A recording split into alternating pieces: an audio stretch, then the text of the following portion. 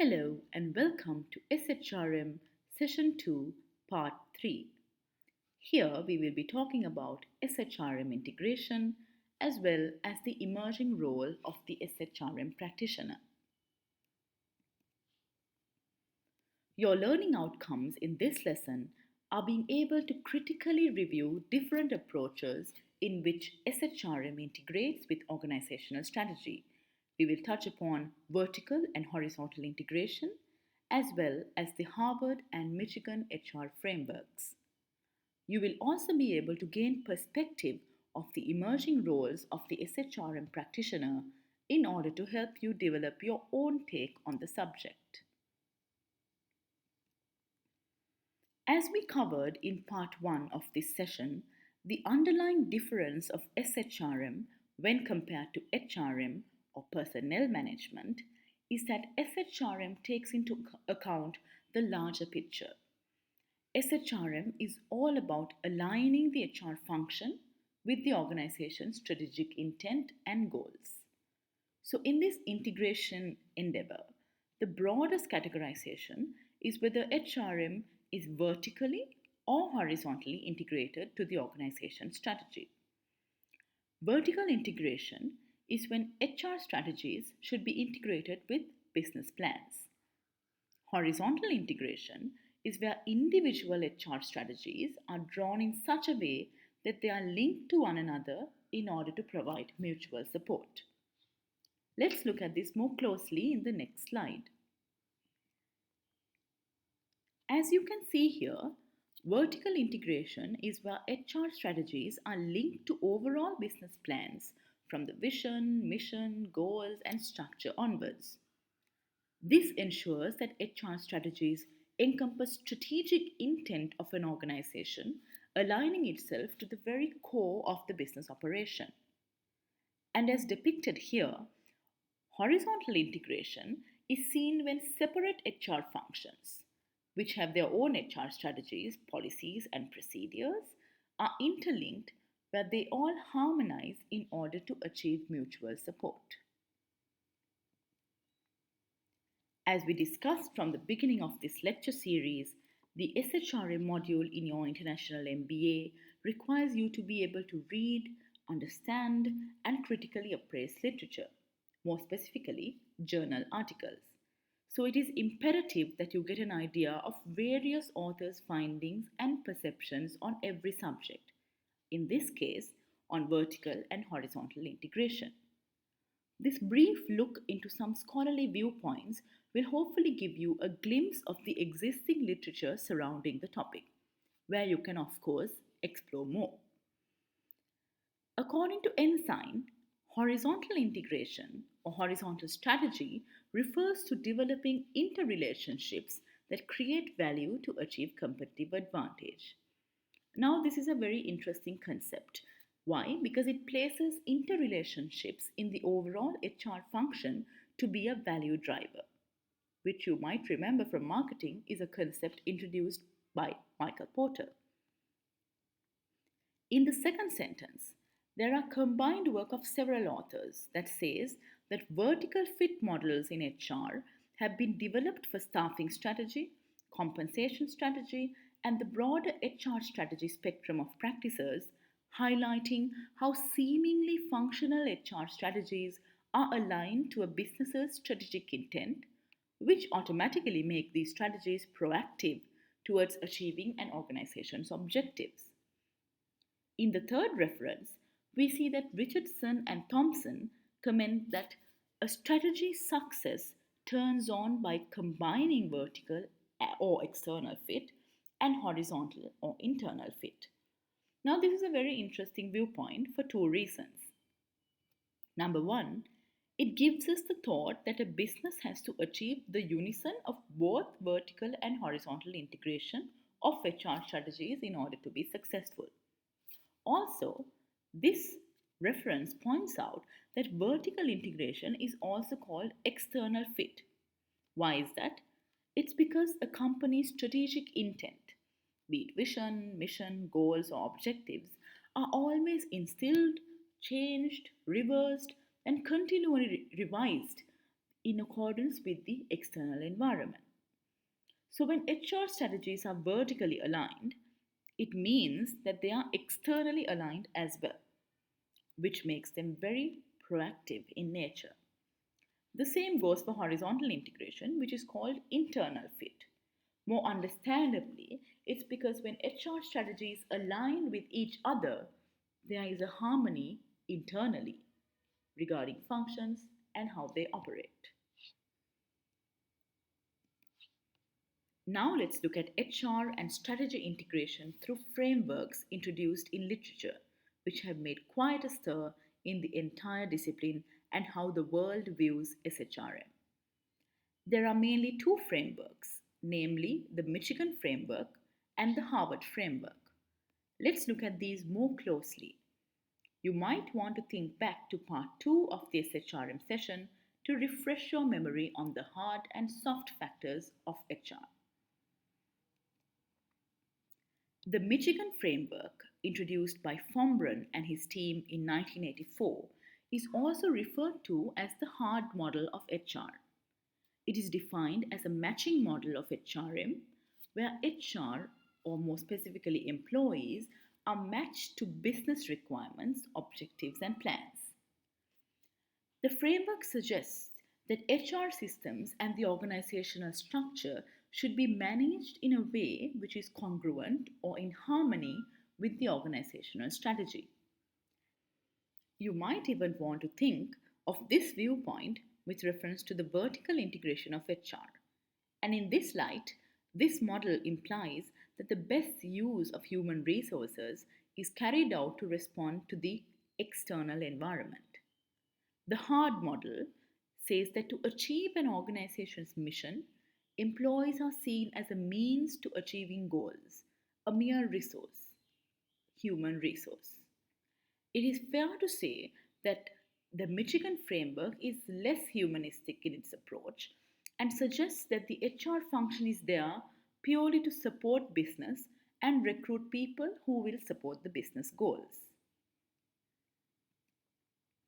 This diagram is a very good depiction of the Michigan model, where you can clearly see that the external forces, political, economical, socio-cultural, technological, legal, ecological, they all influence the business, more specifically its mission, vision, strategy, structure, and of course the HR function as well.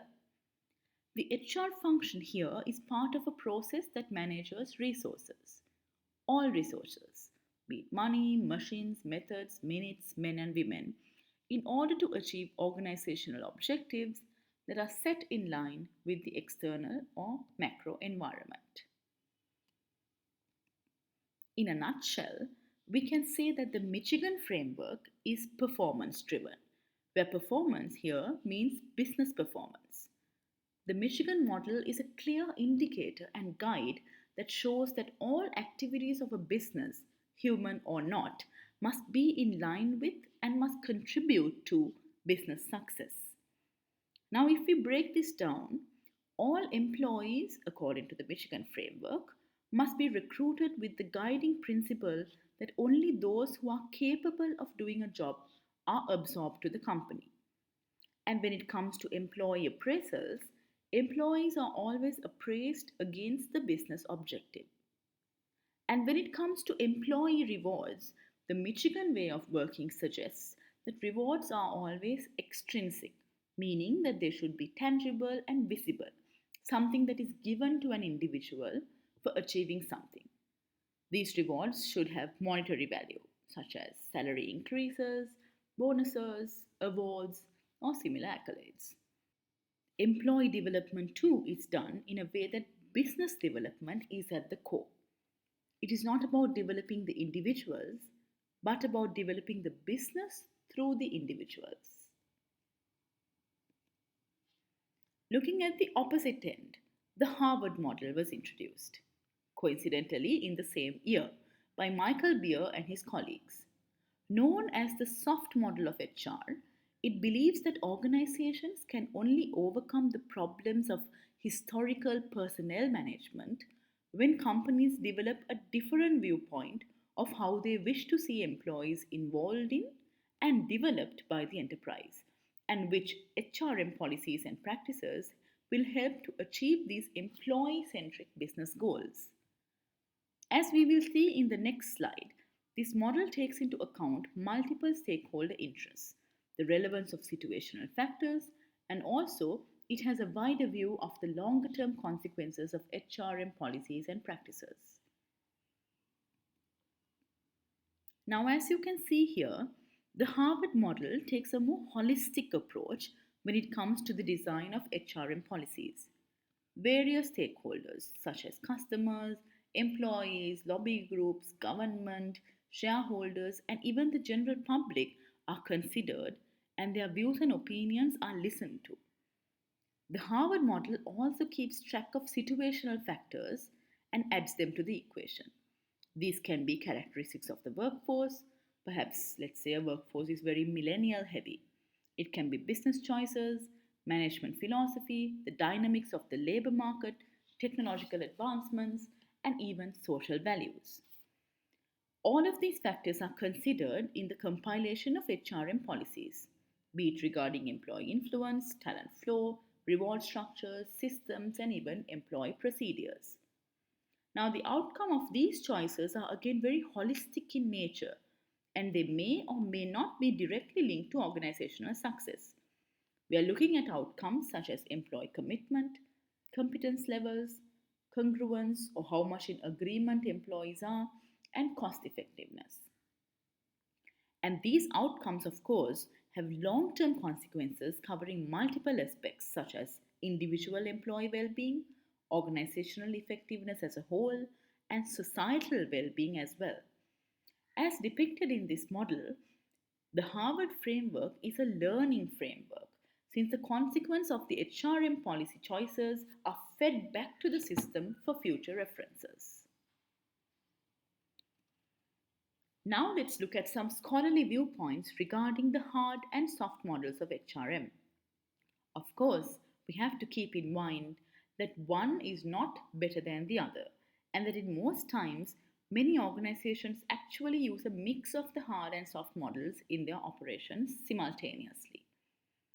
According to Legg, hard HRM stresses the quantitative, calculative, and business strategic aspects of managing the headcount resource in a very rational way as any other factor of production. This definition reminds us that the Michigan model considers employees to be just another resource that's managed in order to achieve organizational objectives.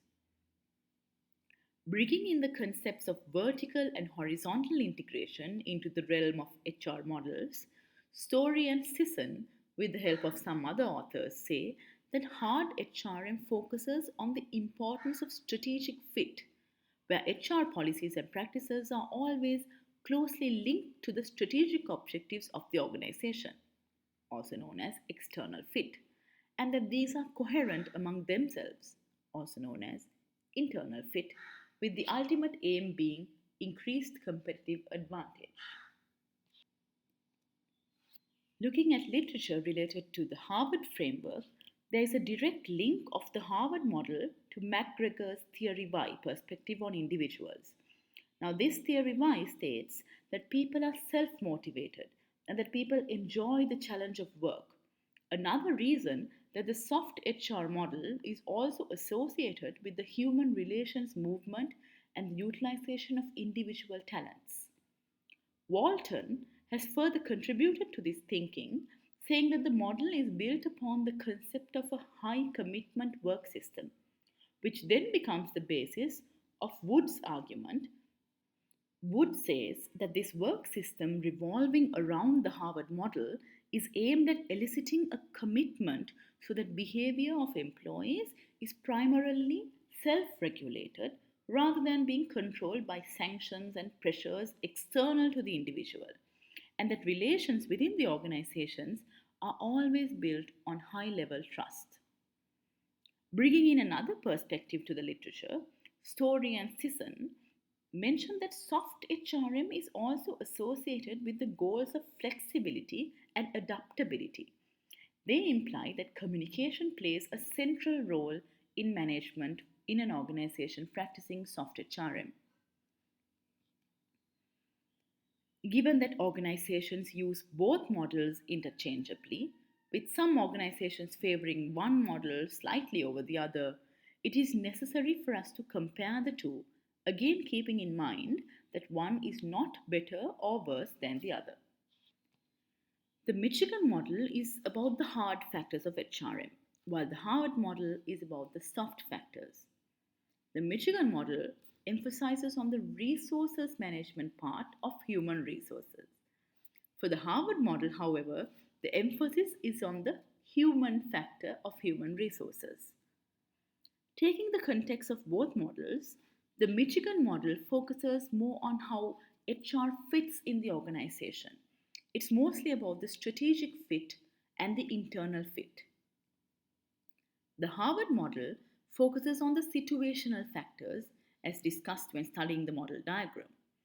And while the Michigan model looks at more external factors and their impact on an organization's operations, the Harvard model focuses on the needs of various stakeholders. When it comes to the model's view on HR and strategic decision making, the Hard model or the Michigan model is more focused on decisions such as mission, strategy, structure, and how employees are managed. For the Harvard framework to be dominant, organizations must focus more on HRM policy choices. Regarding HR outcomes and performance, the Michigan model or the Hard model focuses on the short term when compared to the Harvard model, which looks at more long term focus. And while the Michigan model gives priority to organizational performance that can be calculated in numbers, the Harvard model focuses on individual well being, organizational effectiveness, and also overall societal well being. So, do organizations practice either soft or hard HRM? And under what conditions? What do you think?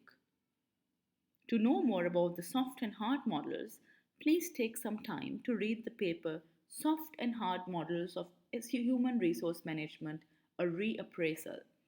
This is available along with your other material for session 2 on the Moodle. Given the dynamics surrounding the HR function, no matter whether an organization opts for vertical or horizontal integration or the hard or soft model of HR, it is a widely acknowledged fact that the role of the HR practitioner, more specifically the SHRM practitioner, has changed and is forever changing. Different authors have suggested different roles, all of which can be applied in different contexts.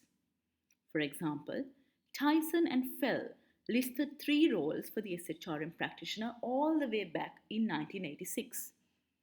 These are the clerk of works, that means mainly covering administrative functions, the contracts manager, that is covering more sophisticated operations with an employee focus, and the best role, probably, the architect, which gives a very strategic and innovative perspective to HR. Now, due to global challenges, human resource management has become very strategic, and the roles of human resource professionals have shifted from a more administrative function to being more strategic, to being more integrated and aligned to a firm's objectives to deliver value to lead competitive advantage of a firm. This concept was released by popular HR guru Ulrich and his team, who listed roles like strategic partner, change agent, employee champion, and administrative expert. Exploring Ulrich's roles for a little bit, Jaimo and Dunlamy has further stated that to become a strategic partner, the human resource senior manager must involve in making decisions together with other senior managers. They must open an opportunity for aligning objectives, strategies, philosophies, and human resource practices with the firm's objectives and, of course, to implement the firm's strategy. Now let's look at some emerging or contemporary roles of the SHRM practitioner today. The first role is business partner. SHRM practitioners must share responsibility with their line management colleagues and get involved in implementing business strategy and operations. The next role is the strategic role, where the HR guy now has to formulate and implement forward looking HR strategies aligned to the business objectives. He should contribute to its development and work alongside his line management colleagues to provide continuous support. HR managers have also become change agents who facilitates change by providing advice and support. He or she is also an internal consultant. Why? They work alongside colleagues and internal clients to analyze problems, diagnose issues, and of course, propose solutions. Then, of course, we have the service provision role of HR, where they provide services to internal customers, like recruiting someone when there's a vacancy. And lastly, SHRM practitioners are also seen as guardians of organizational values. They are responsible for ensuring that the meeting of organizational goals and objectives are done in such a way that they are in harmony with the set values of the organization.